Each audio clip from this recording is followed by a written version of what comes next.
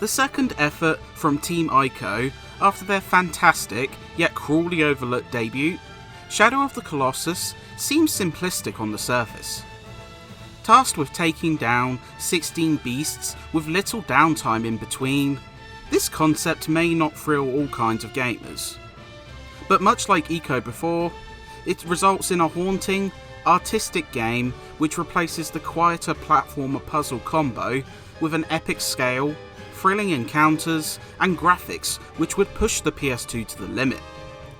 Once the first screen-filling Colossus approaches you, the overwhelming feeling of shock and awe is unlike any other, even if you are very much the underdog. You are cast into the role of Wander, who has travelled to this distant land in an attempt to resurrect his lost love, who lies comatose. He soon finds out that, to unlock the power to revive her, 16 titanic creatures must be slain, though this feat will not come with ease, with only a horse and a sword to guide him. Told cryptically, the narrative slowly provides pieces to the puzzle as you progress, and it builds to one of the most gut-wrenching endings you'll experience. There's a large number of references to Ico for the keen-eyed gamers to spot, and with a story that's open to interpretation, Shadow of the Colossus still has one of the most emotionally resonant narratives.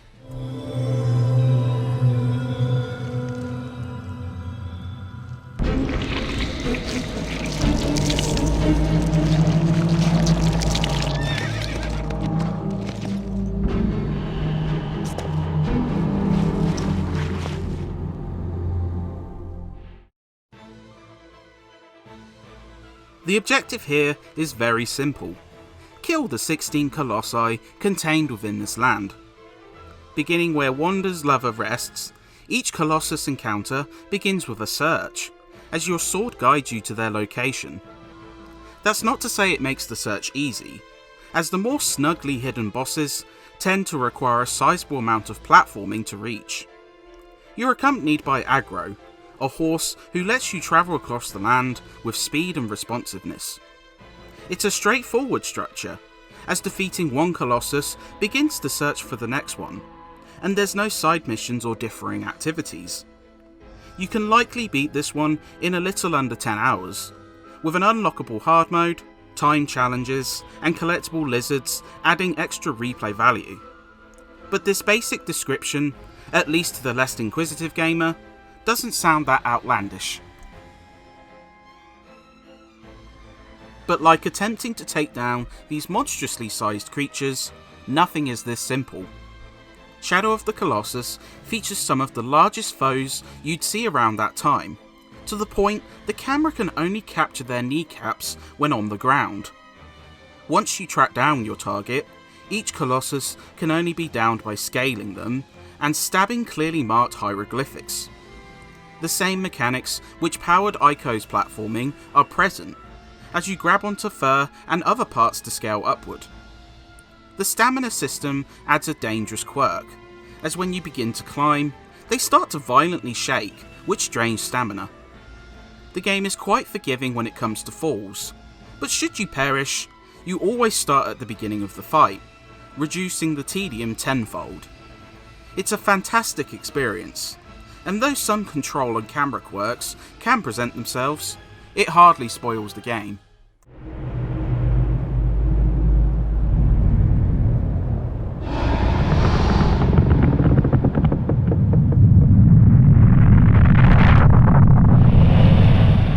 Of course, fighting these creatures would get boring if they were all the same, but almost every Colossus feels distinct from each other, showing off Team Ico's penchant for top-notch game design.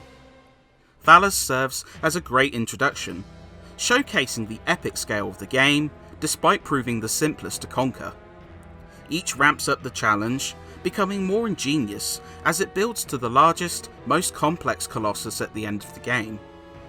Highlights include the Sky-Riding Phalanx, which wouldn't look out of place in a Hollywood blockbuster, Avian, which requires luring with arrows into making a breathtaking dive bomb, and Komori, which utilises the walls to create a difficult challenge.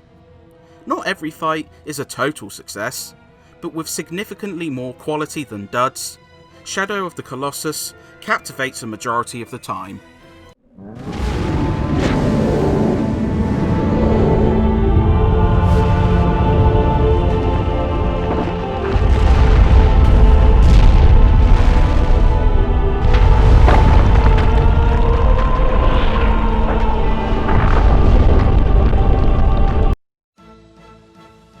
Shadow of the Colossus wraps these encounters in a haunting, stunning presentation. The world is expansive, spread for miles, with no human contact, and it looks the part with attractive colours and textures. Wander and Aggro both animate fluidly, showcased best when scaling the Colossus.